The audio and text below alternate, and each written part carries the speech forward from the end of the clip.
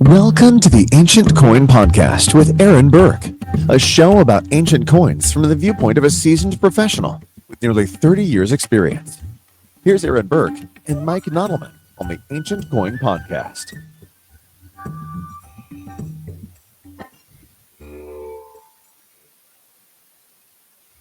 And the sound of whatever that is means it's time once again for the Ancient Coin Podcast with Aaron Berk. You must be the seasoned professional, Aaron Berk. And you must be my co-host and an exceptional I don't know what I'd say. Whatever. I'm just your co-host. Yeah, and your co-host Mike Nodelman. I'm Mike Nodelman. Mike Nodelman.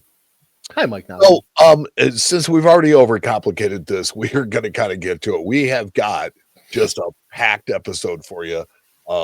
You guys have been really, really responsive to us. I will tell you that it pays to listen towards the end. With that said, Aaron, what was it in the world of auctions that got you excited this week?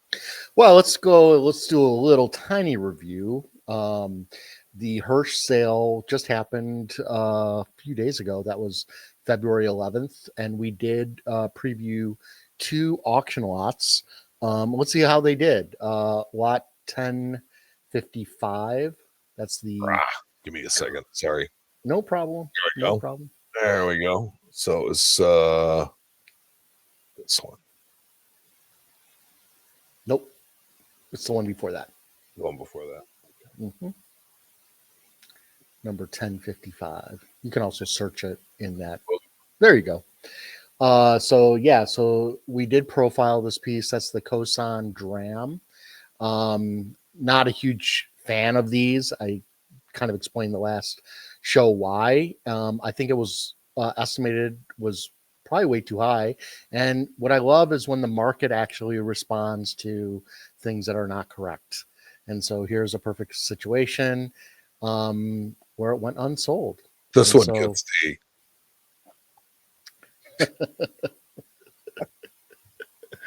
I think it's probably more of like a $800 to $1,200 coin all in. That's my feeling. So it probably just tried to start too aggressive.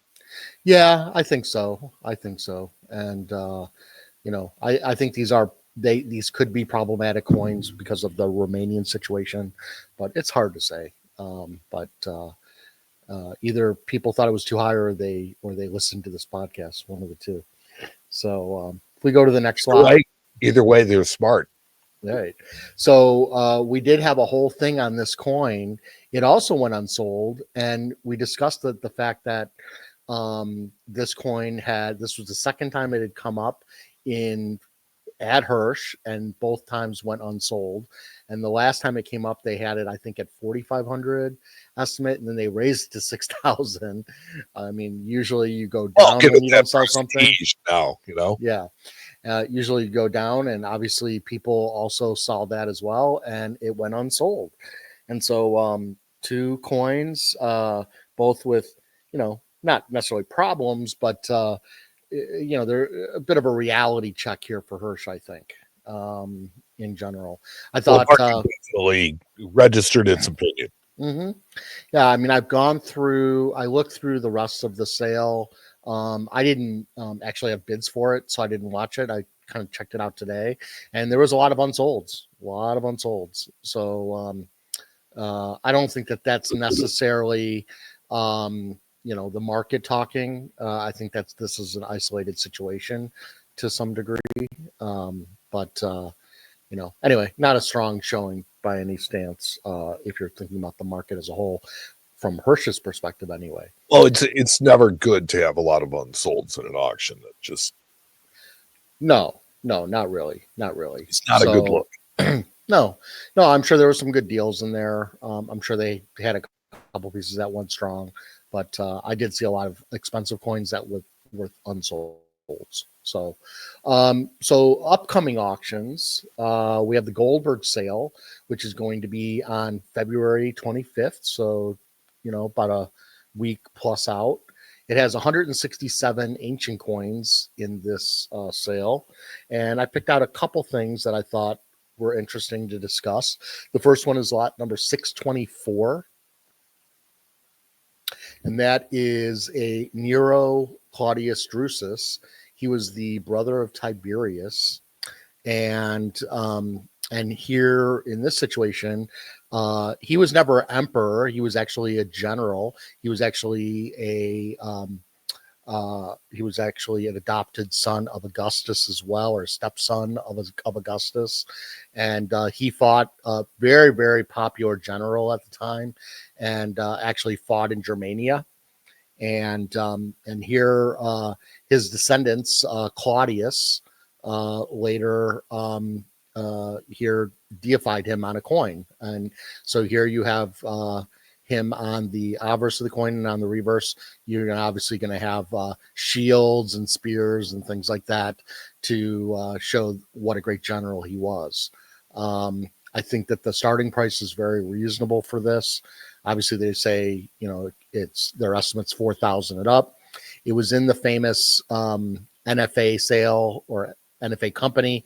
NFA was very famous in the 80s and early 90s. They later were defunct for many reasons, which I've talked about on the show at one time or another. But basically, it was run by a guy named Bruce McNall, who later got in trouble with the federal government for taking illegal loans from several bank friends of his, and he actually went to jail, then got out. But NFA kind of went under. And to give you a little extra history from NFA, people worked at NFA. One was one Robert Freeman, who later started Freeman and Sear, and because he took the mailing list from NFA and he worked there, and the famous Sear that we all know of, that wrote all the books, Greek and Roman coins on Sear, by Sear, he actually got together with Freeman, and they just used Sear's name. He never really came. I think he came to the office like every once in a great while. So it was really just using his namesake. And then Rob Freeman eventually went down as well. An interesting company with a checkered past, and did have some amazing coins. And so if you have something that's XNFA, that's actually a good thing, because they did have amazing coins per se. So moving onward, I thought I would pick out a couple of what I consider to be reasonable coins, because we always talk about the high-end coins because they're pretty to look at. But let's talk about some reasonable coins in this particular auction. And I thought hickey. Yeah, well, yeah, I guess it's got a blemish in the wrong spot, you can say. So this is actually issued by Trajan between 114 and 116 AD. And on the reverse, you won't find many camels on coins. And this is actually done in the provinces of Arabia that he annexed at the time. And he actually Trajan was building a road called and I'm going to murder it, it's called the Via Nova Tragiana, which means Trajan's New Road. And basically it was the King's Highway, and it was a Roman road built by Trajan. And it went all the way from all the way to the Red Sea to Bostra. And he issued this coin with a camel during its completion, or near its completion. So this is actually not a denarius, it's actually a dram, because they didn't have denarii in the provinces, so it's a different weight standard than the normal denarii. And this is a provincial coin, not issued in Rome but in the provinces, and we know this because it's written in Greek on the back. Correct. And so very cool, pathetic looking camel. It is. You can find them better sometimes, but they typically look like this for the most part. But I guarantee you won't find many with camels. Okay, so what did you say you expect this one will actually hammer at? I think this is about a $450 coin all in, somewhere in that range. I'm gonna, just for the sake of argument, I'm gonna take the over. You're gonna take the over. Okay. Yeah, because we will review this later. But yeah, I mean, they're relatively common. It's hard to get, what you want with one of these is just a nice one with high grade. This one's not so high grade. Obviously, it's got the hickey and it doesn't have, People pay extra for that. they may pay extra for that. But it's the detail on it is nice. It's well centered. It's well struck. There's a lot of things I like about this coin. I actually, I actually bought a few of these in New York, and I think we have a few going in our next catalog. So they do come up. You can find them. You can find ones that have really nice luster on them. So it's the type of coin, any coin that are inexpensive like this, you can generally try to find one that really fits all your needs. So the size of a dime. Yeah, a little bit bigger, but about that size. Yeah. So moving on, we have Hadrian Ass, that not the behind, but the denomination AS. And what I love about this Roman bronze is it really goes to the heart of what Hadrian stood for, because he was very much into the arts. And so here he put a lyre on the reverse, which was an instrument in the ancient world, and it was particularly associated with Greek culture and poetry, symbolized harmony, intellect, refinement, and qualities that Hadrian aimed to embody as a ruler. So this is dripping. We're all civilized pursuits, right? And so this is really dripping with a lot of Hadrian's psyche or his personality on the coin itself. And so I love anything that really kind of it goes hand in hands of really what Hadrian was probably like in real life and how he wanted to portray himself to the people. So some people put, I'm quite certain that had we met a lot of these guys, we wouldn't like most of them. Yeah, I think I would have liked Hadrian though. Well, some, and he lived quite a while, so I think he was pretty well liked in general. So, and then the last coin. Oh, let's go back because we didn't talk about the price on that one, did we? Might as well. Sure. Let's see, $130, $250. It's got a little bit of smoothing, but not terrible. Kind of typical for this type of coin. Not high grade, but well centered. Okay color. I'm gonna say it's gonna go for $375.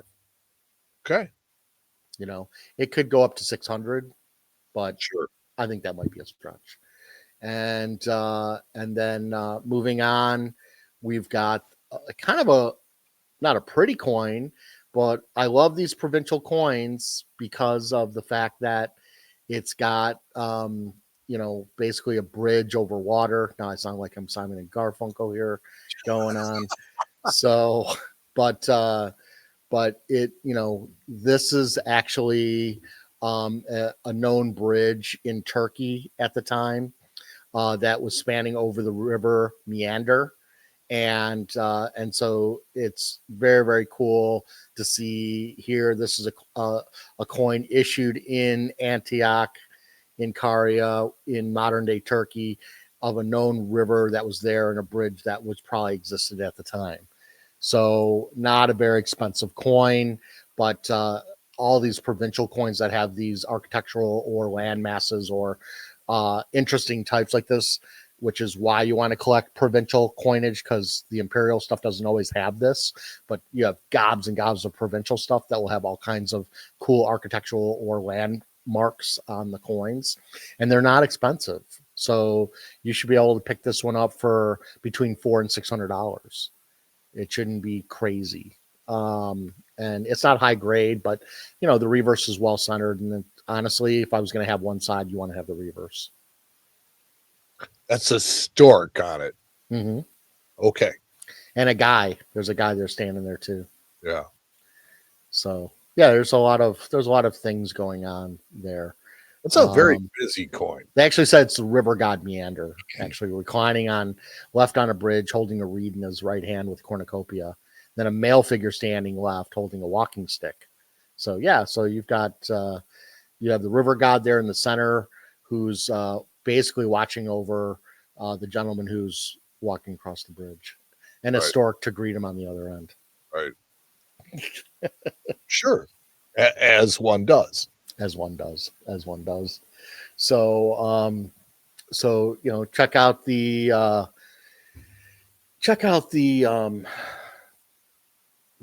Goldberg sale number 145. What's interesting is I heard that they are discontinuing the Long Beach show. Yes, I just heard about that. It's like they're saying that this one is going to be the last one. Yeah, and Goldberg always ran his auctions in conjunction with that show, so it'll be interesting. You don't really have to run an auction in conjunction with the show anymore. Well, no, it seems since COVID has changed that. It has, but yeah, Long Beach is going to be no longer. So it's another show that's kind of, there's not many shows in that area of the world, or that area of the country, I should say. So, it's odd that the West just doesn't seem to, because there's plenty of dealers out there, and it just doesn't draw. I think the problem is California. A lot of us dealers, if you guys don't know, a lot of us get afraid to come to California too much because you can get annexed, which means that if you go to California too many times, they can actually consider you an employee. Well, a business of California, and you'd have to register, Same thing. and then you have to pay taxes to California, Right. and they can go through your past records, and they can go back, I think, like 7 to 10 years, and basically you'd be out of business if all of a sudden you'd have to start paying taxes on all the coins that you sold to clients. But you've got Vegas, you've got Phoenix, you've got, I'm not sure that Billings is a destination, or Coeur d'Alene or anything like that, but still, there's Denver, there's lots of great places out west that would draw, I think, the Midwestern and like Sunbelt people. Yeah, I think we're getting to a point now where we need less shows, and a couple of really good marquee shows like the ANA, the New York International, the Fun Show. Those, even Baltimore is gotten weaker over time, and the last Baltimore show was good, but it had been really bad for a couple of years. So it's, I think that you really have to have these marquee shows that happen once a year, and everybody shows up because it's once a year. It's like, I think people they get exhausted by all of the stuff that's happening online. They don't necessarily need to go to a show. Yeah, some people don't have the budget to do it. They don't want to buy, in July, and then they buy in September, and then they buy in, it's like, yes, they're a little bit more dedicated, but the business has been strong, particularly recently at some of these shows. So I don't know. It's good to see, but it's really hard to say. I think the shows are becoming more independent. I was really, really pleased with the turnout at Baltimore, because turnout at Baltimore last fall was just, it was phenomenal. It was good, but it was the first time in a long time it was that good. Now, when I went down to the Fun Show, that was packed. But Fun is usually that way. How can you beat, Florida in January? That's my thing. So I know. And, some people were floating, some of the people who run some of the auction houses in New York were floating the idea of getting rid of the New York International, not getting rid of the New York International, but moving the New York International down to the Fun Show. And they were thinking about running it either in conjunction with the Fun Show or running it the week before Fun. And because New York has become kind of nasty when it comes to, the assistant district attorney in New York, who's made it his personal vendetta to go after coins and antiquities, and so he's made it very difficult in New York City. And so and then there was a time when the fun show never really collided or had issues with New York International, because the New York International used to be in the beginning of December, and then you had the fun show in January, and then the World Trade Center happened, because that's where it was, and they had then got delayed, obviously, while they were finding a new venue, and they moved it to January. And that was the so only time that they could do it in that venue. So because you had companies like C&G with Triton that had their auction ready to go, and they needed to run their auction. And so instead of like running in December, they quickly found the Waldorf Astoria, signed a 5-year contract, and boom, then we were there for 5 or 10 years or something like that. And so and then it started to be a conflict with the fun show, and it wasn't that way. And so and now a lot of dealers pick and choose, or they go to both. And New York's also very expensive for the dealers, a lot of the dealers and collectors for that matter. And so Florida's a lot cheaper. And so it might make sense to do it someday. I know a lot of people would be totally against it. I'm not sure what's going to happen. I really have no idea. The weather's always going to be a draw. It will for sure. And and there was, when I was down at the fun show, there were so many people, so many ancient collectors down there, and a lot of those ancient collectors never make it to New York. And so and for the dealers, I actually went down and I walked the show and then flew to New York and did the whole week there. But it's a long stretch if you did 2 shows in a row like that. So to do 2 shows back to back would be pretty tough. Yeah. And I'm not sure what's going to happen. I know that New York International just signed a contract with the hotel that they're at right now. So whether they could get out of that or not, or even if they'd want to. So, right. But that was the rumblings at the time. I personally would love it, because I'd love to just go to Florida and be there and then come home and not worry about anything else, and to not have to deal with a second show, and it always bothers me that I can't always go to fun, because I do like going there. So, but it just doesn't make sense for me to take a table. But anyway, that's the news of the day there. So let's get to our educational section, which I'm really excited about, because we haven't really covered Byzantine copper too much, but I thought this was a really cool discussion that we could have. And we'll wait for Mike to kind of bring that sucker up. But yes, sir. A lot of the Byzantine copper tends to not be of great quality, and what I really love is these anonymous follies. We always hear this term, anonymous follies. It's actually, I looked it up, that it's actually one of the 100 greatest ancient coins, just the John the First type, and it's ranked number 99 out of 100. So it's not the most favorite, but it made the book, I have to say. But these are very popular because of the Christ portrait. And if you ask most people, like, what's an anonymous follies? What does that mean? And so I thought I would break it down, because there's really so much more to it than meets the eye. And so the anonymous follies actually started under John the First, who reigned from 969 to 976 AD.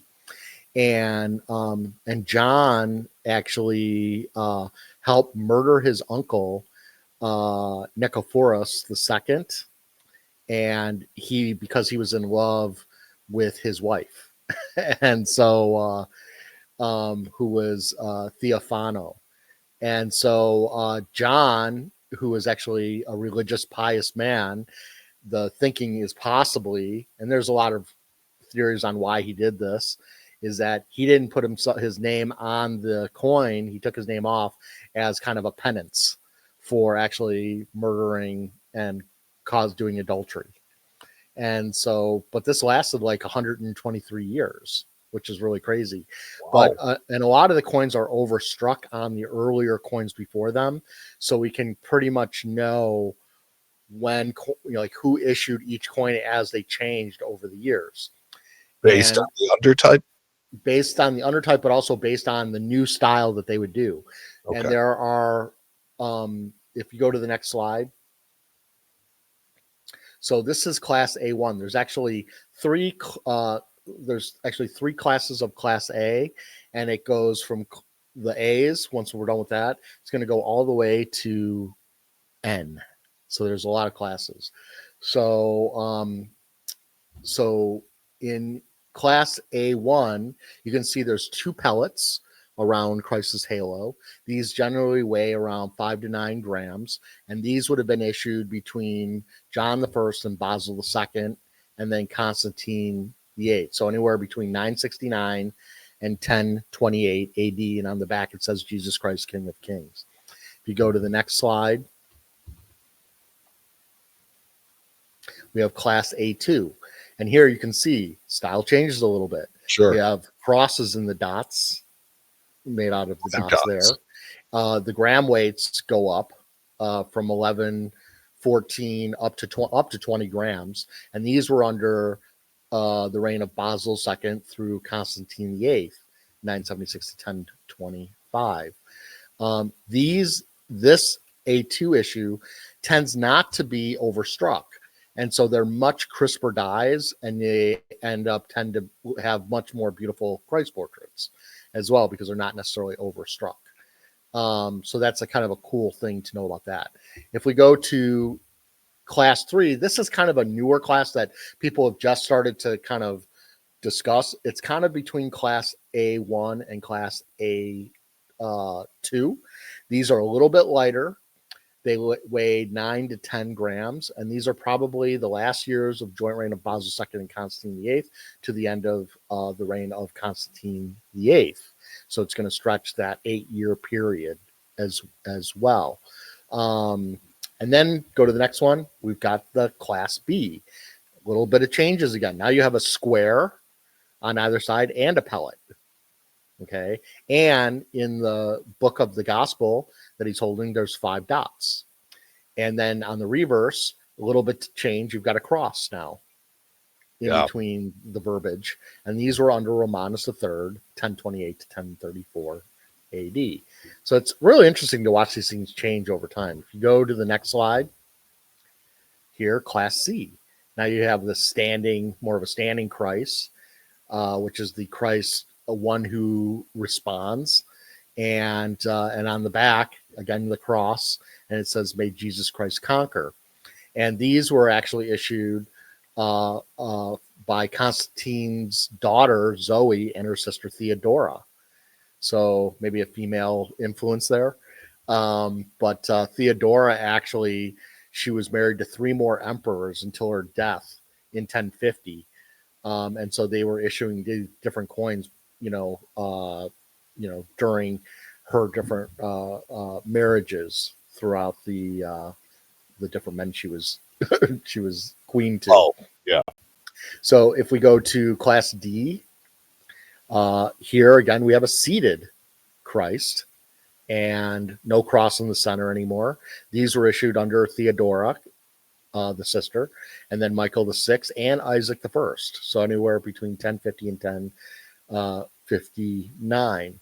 And so some of these kept on continuing on. Most of them are all overstruck as well. So sometimes you'll get the undertype on some of these things where it might be a class B on a class D, things like that, where you can actually see the different undertypes. And sometimes there's rarities based on maybe where they actually were overstriking the coins and how old they were. You go to the next one, class E. Now we can see Christ's hand is raised. I think it was on the last one too. But he was seated on the last one. Right. Here he's not seated. Well, it's hard to tell. Well, he's not. Okay. But there's no chair. Put it this way. There's no chair. Okay. So, and this is going to be just under Constantine X, 1059, 1067. And he was the first one. Constantine the 10th actually was the first one. He started actually issuing coins under his name again, but he also continued this this tradition of doing the Anonymous Follies as well. So here he was the kind of the first emperor in a century to strike follies with his name on it again and his titles. But yet he still did these anonymous as well, side by side, as well as the emperors after this. And if we go to, I was going to say he had to get his pub. You know, I mean, well, you know, eventually, yeah, the pious men before him decided they weren't responsible anymore. So, or whatever the case might be, you got to remember, Christ was number one, and emperor was number two in this time period. So, if you go to the next slide, totally different. You have a seated Christ now on a backless throne with his hand raised. This is also under Constantine the 10th. So he did several versions of these Anonymous Follies as well. And if you go to the next one, Class G, totally changes. Now this is under Romanus IV, and has the Mother of God on the reverse of the coin. So, but again, you know, no titles of emperors still on these anonymous, but we're still issuing coins probably with their names on them. Beyond that, just staying with the class. If you go to next one, Class H. back to the cross. Back to the cross, but no legend. Right. And does say JC. What's that? Does say JC. On the obverse of the coin, yeah. Yeah, the reverse doesn't. No, those are just crescent moons. Oh, okay. Those are just crescent moons. But it has letters, Christ's name on the obverse of the coin. And if you look, the issue before this one, he was holding a scroll, where here he's back to holding a book. So that changed as well. And then if you go to the next slide, Class I, can see that it's a Latin cross with an X in the center under Nicephorus the Third, 1078 to 1081 AD. And then, and what was interesting about him is he was a 75-year-old general who became emperor by deposing Michael VII. And after taking the throne, he actually took Michael's wife, Maria.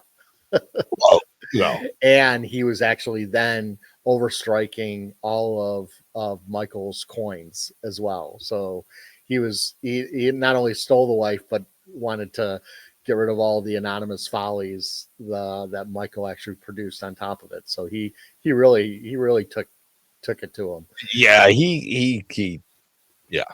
So if you go to the next slide, we have Class J.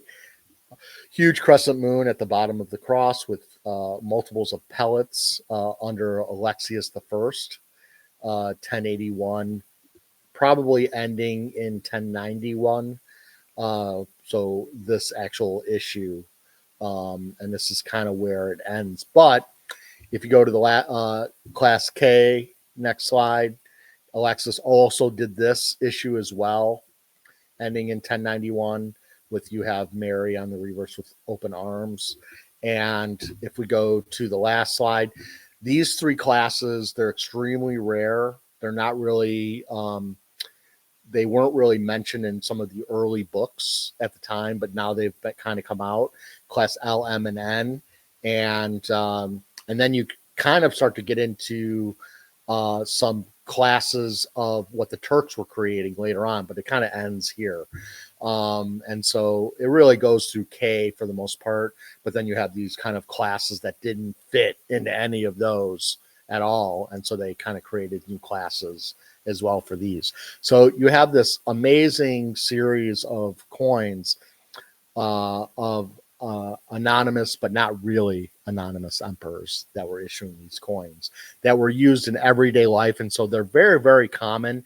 Most of these coins you can buy for less than $50 in most cases, sometimes only $10 or $20, depending on the quality of the coin. Unless it's what I've noticed now, and this has to do with the slabbing market mostly, is if you get a fantastic quality Christ portrait and they get it into a high designated holder, they are bringing really strong money. And so if it's a great Christ portrait, I mean, really fantastic, they'll bring $1,000. But it's got to be really fantastic. But cool series to collect. Doesn't take a lot of money to do it. And there are so much of this material out there. And so this should be great for any collector of any type. And it's a fun way to kind of get a typeset of this material. I have more exposure to these coins than any other ancient coin. And you know why. It's because they sit 10 feet from my desk in the window most of the time. But I've never seen them quite this way. So I really appreciate you doing that. It was neat to see how they progress and regress and then progress again through, the series. Yeah, it's pretty amazing. And we, because I can buy these coins in quantities, generally speaking. And so they make for really great gifts or somebody who, a lot of non-coin collectors will buy one of these coins just because of the Christ portrait. And, we sell a lot of them for $25 to $45, $50, depending. We put them in a nice suspension case and, in an airtight holder. And it's just a cool thing for a lot of non-collectors of coins to get something that is special to them for the religious aspect, but then historically as well. And, it's not expensive. It's not only a historical artifact, but it's a biblical artifact. And so it appeals to a very broad audience and yet still manages to remain pretty cheap. Yeah, very, very cheap. I mean, if you go all the way back to the first slide, Mike. Let me get there.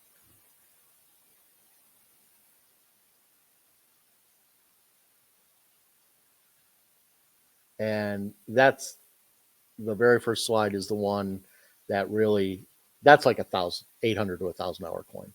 So if you want to know what, pretty exceptional coin. It's an exceptional coin. And so, and I've seen them even go higher in price, depending on how beautiful they are and how crisp they are. But how much smoothing has this one seen? I don't think it has any smoothing. Honestly. Yeah, because I was going to say this looks like too good.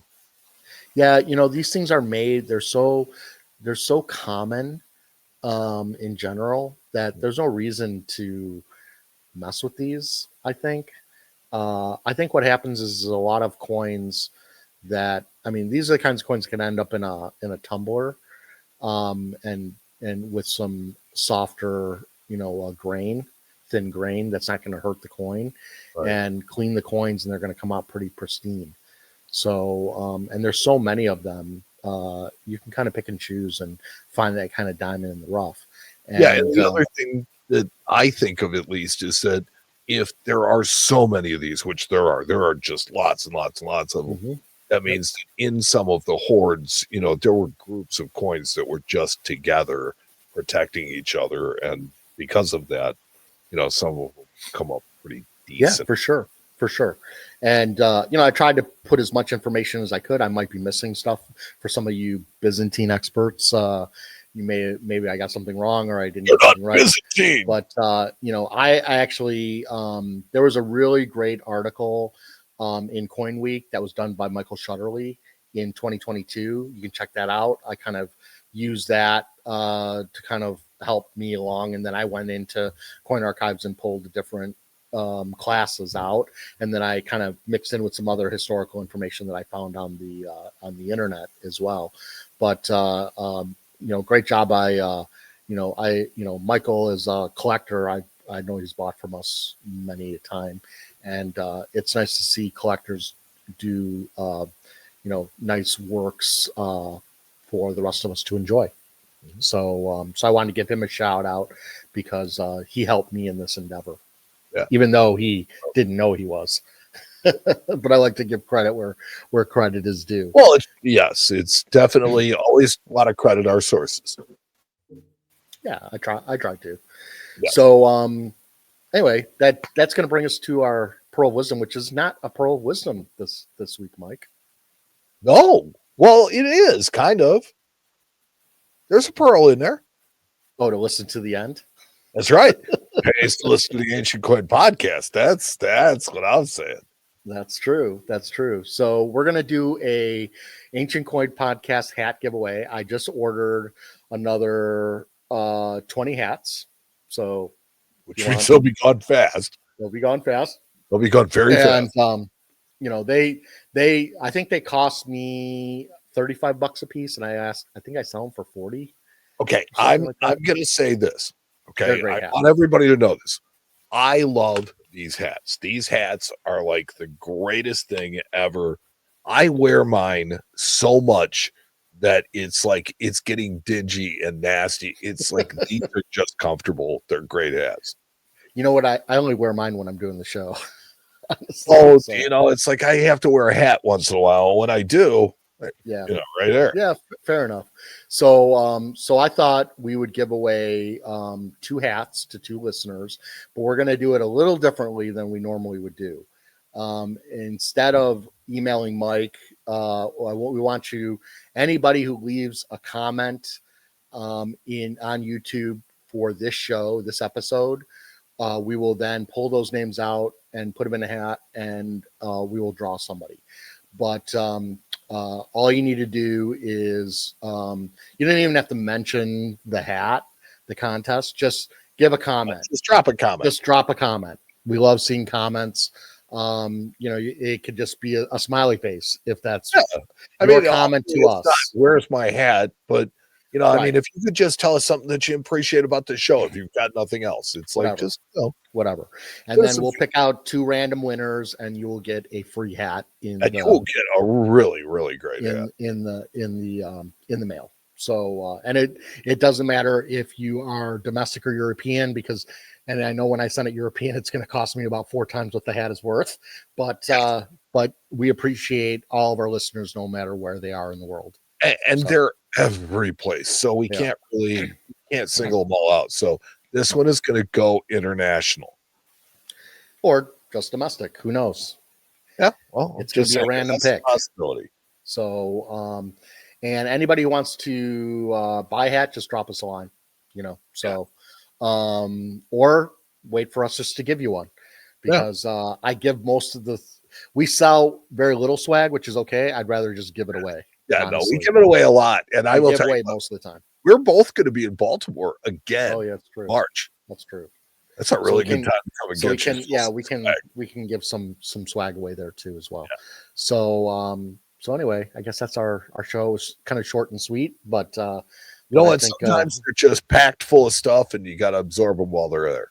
That's right. So thank you to everybody who inspired us, everybody who listened. And we really appreciate it. We do. Thank you. Yeah. Let's see. Next episode is episode 60. Mm-hmm. So I don't know. We're 60 isn't a celebratory. 75 is. Yeah. When we get 75. I don't know. I always like to celebrate the decades. Okay. Maybe we'll do something next week. Who knows? If we do, we will see you then in episode 60 of the Ancient Coin Podcast with Aaron Berk. Thanks for listening to the Ancient Coin Podcast with Aaron Berk. We'll return with another episode soon. Meantime, you can join our private group on Facebook. Just go to facebook.com and search the Groups tab for Ancient Coin Podcast Discussion Group and ask to join. There you can become part of our community, where we share and discuss ancient coins, as well as the show, the Ancient Coin Market, auctions, or just to give our own opinions on things in order to learn together. Join Aaron and Mike again soon for the next episode of the Ancient Coin Podcast with Aaron Berk.